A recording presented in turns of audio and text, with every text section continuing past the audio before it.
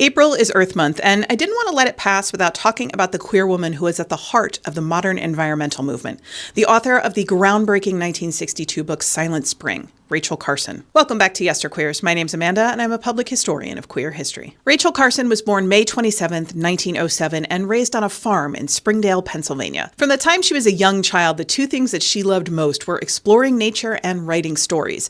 She actually had her first short story published in a children's magazine when she was just 10. So when she started college at what is now Chatham University in Pittsburgh, she was an English major. But she switched to biology her junior year, although she kept writing for the school paper and literary magazine. Carson saw the ocean for the first time the summer after she graduated from college, when she interned at the Marine Biological Laboratory in Woods Hole, Massachusetts, and she fell in love with its beauty, its complexity, and its vastness. In another world, Carson probably would have become a marine biologist, but she got her master's in zoology from Johns Hopkins and then had to abandon her plans to get a doctorate in order to support her family through the Great Depression and through the sudden death of her father in 1935. Carson took a temporary job at the U.S. Bureau of Fisheries, writing scripts for a series of 7-minute educational radio programs about marine life called Romance Under the Waters. The series was so successful that her supervisor kept finding work for her to do and encouraged her to sit for the civil service exam so that she would be eligible for full-time employment once a job opened up. In 1936, Rachel Carson was appointed as a junior aquatic biologist,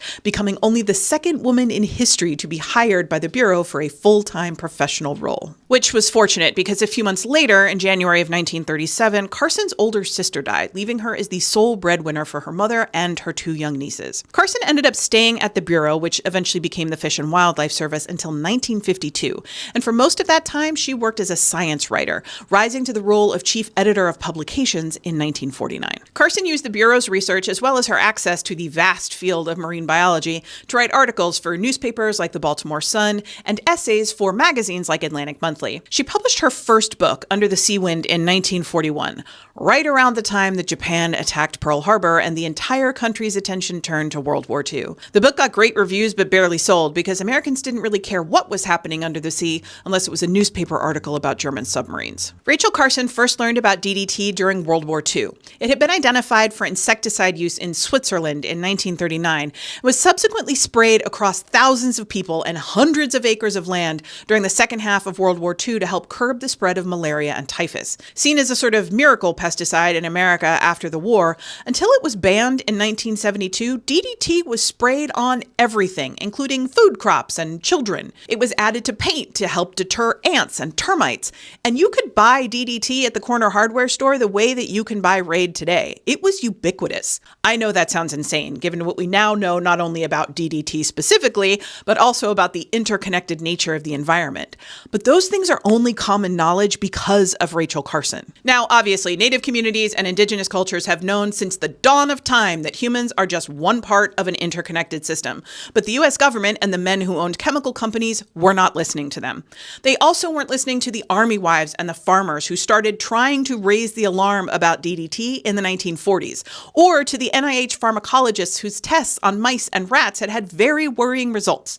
And they definitely were not listening to the marine biologists, the ornithologists, the entomologists, and the naturalists who were screaming about ecosystems on the verge of collapse and waterways that had been poisoned by runoff. The prevailing attitude of industrial science, for lack of a better word, was that humans could triumph over nature, that we could bend it to our will, and that chemistry would solve all of our problems. Carson was listening, but nobody else wanted to hear about the overuse of pesticides in 1945, so she tucked that away in the back of her mind and went on to write 2 more books about the ocean, The Sea Around Us and The Edge of the Sea, both of which became blockbuster bestsellers. Suddenly, the extremely introverted author who was more comfortable in tide pools than she was at cocktail parties was one of the most famous authors in the United States. Carson needed a refuge, so in 1953 she bought a summer house on Maine's Southport Island, and that is where Rachel Carson met Dorothy Freeman. Dorothy Freeman and her husband Stan were tickled when they discovered that Rachel Carson had bought a summer home near theirs because they were huge fans of her work. So Dorothy wrote Rachel a letter welcoming her to the island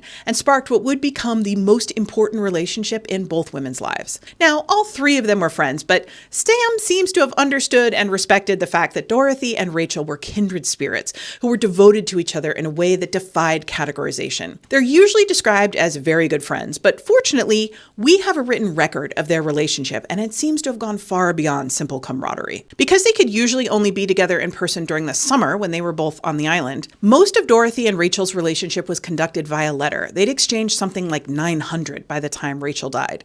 Now, they did destroy a few hundred of their letters a few months before Rachel's death, but many of the rest of them are published in a book called Always Rachel, and they are beautiful. It is very clear that these two women were deeply in love. When Rachel first broached the idea of writing Silent Spring, Dorothy was concerned because she knew that such a book would put Rachel squarely in the crosshairs of some of the most powerful politicians and industrialists in the country. Rachel herself kind of didn't want to write it, but as she said to another close friend, knowing what I do, there would be no future peace for me if I kept silent. Researching and writing the book was hard enough, but the universe seemed determined to make the process as difficult as possible for Carson. In 1957, one of her nieces died, leaving Carson to adopt her 5-year-old grandnephew, Roger. In 1958, her own mother died. In 1960, she developed an ulcer, she contracted pneumonia, and she had 2 tumors removed from one of her breasts. Doctors recommended a radical mastectomy, which she had, but they didn't diagnose her with cancer or offer any further treatment options. Because in 1960, such a diagnosis and treatment plan would usually be discussed with the patient's husband.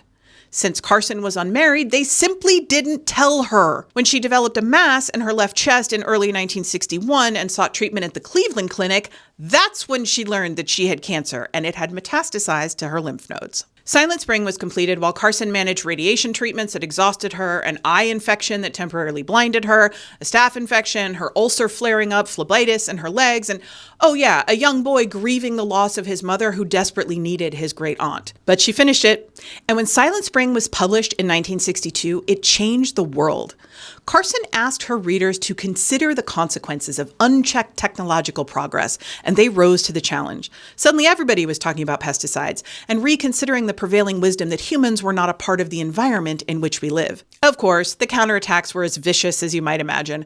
Biochemical companies called her a fanatic, a lunatic, a cultist, a communist, and a sinister influence sent to destroy American advancement. Carson spent the last 18 months of her life managing her energy levels so that she could make public appearances when she thought it would have the most impact. One of those rare public appearances was her testimony in front of Congress on pesticide use. Rachel Carson died April 14, 1964, at the age of just 56. The following summer, Dorothy scattered some of her ashes along the rocky coast beside Boothbay Harbor's Newingen Inn, where the two women had sat the fall before to watch the monarch butterflies migrate.